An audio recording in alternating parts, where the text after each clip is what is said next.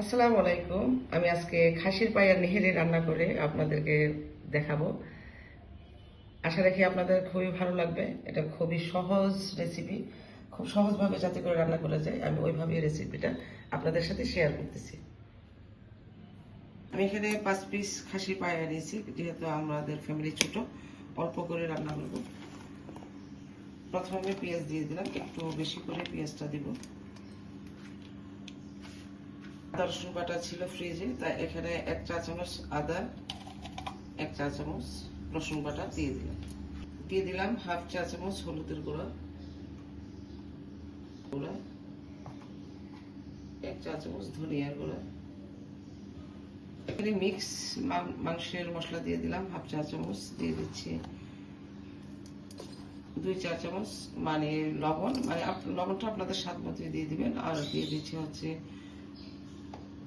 মরিচের গুঁড়া 1 চা চামচ দিয়ে দিলাম 7-8টা কাঁচামরিচ আর একটু সাদা তেল দিয়ে আমি এইভাবেই রান্না করি। একটু ভালো করে মিশিয়ে নেব।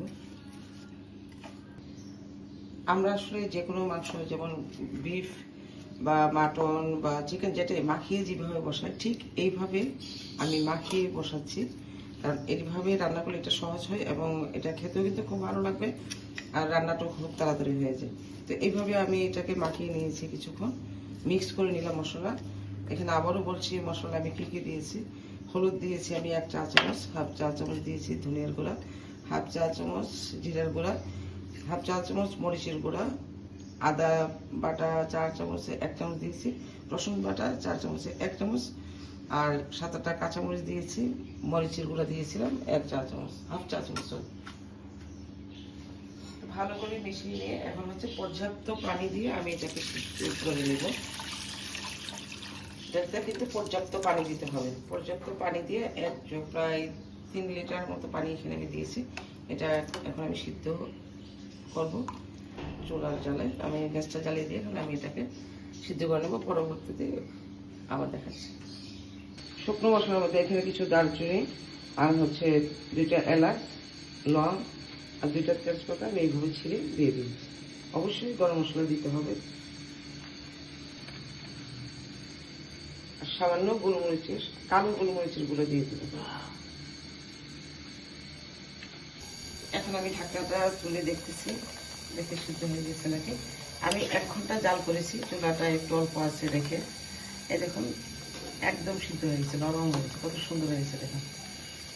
ওকে আমি এখন একটু কর্নফ্লাওয়ার গুলে এটাতে দিয়ে দেবো। আমি এই যে 4 চামচে 3 চামচ কর্নফ্লাওয়ার দেবো, বেশি দিব না, এটা আপনারা স্কিপ করতে পারেন।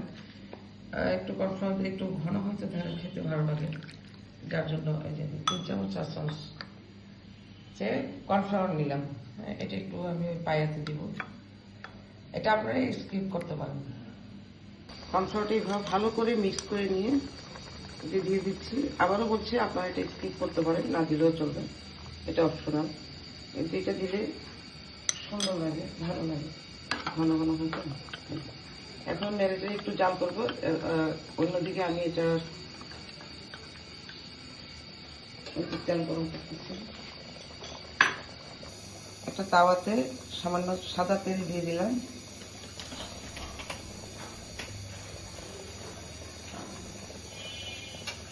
তেলটা গরম হয়ে গেলে এই যে আমি পেঁয়াজ, শুধু পেঁয়াজ দিয়ে আমি এটা একটা ফোড়ন দিব।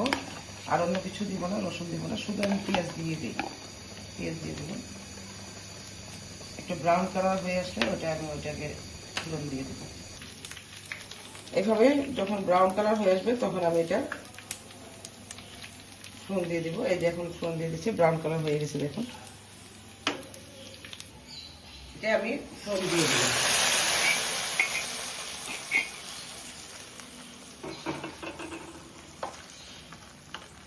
এখন আমি 1 মিনিট চুলাতে একটু রাখবো, তারপর চুলাটা আমি বন্ধ করে দেবো।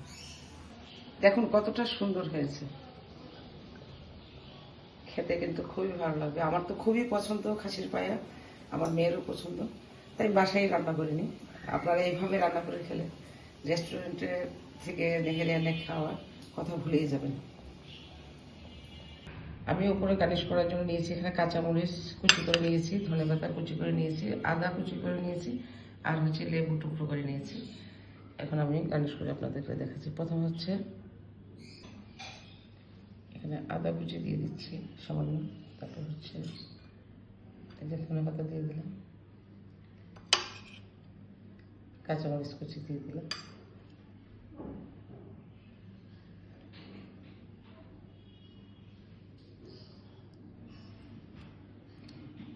এই যে এখন আমার গার্নিশ করছে। এখন আমি সার্ভ করে দিব সবাই খাওয়ার জন্য। কেমন হয়েছে কমেন্টস বক্সে জানাবেন এবং একবার অবশ্যই রান্না করে খেয়ে দেখবেন। তো সবাই ভালো থাকবেন, সুস্থ থাকবেন। আল্লাহ হাফেজ। পরবর্তী আবার কোনো রেসিপি নিয়ে আসবো। এটা আমি একজনের রিকোয়েস্টে রেসিপিটা করে আমি আপনাদেরকে দিলাম। আপনারা করে খেয়ে দেখবেন কেমন হয়েছে।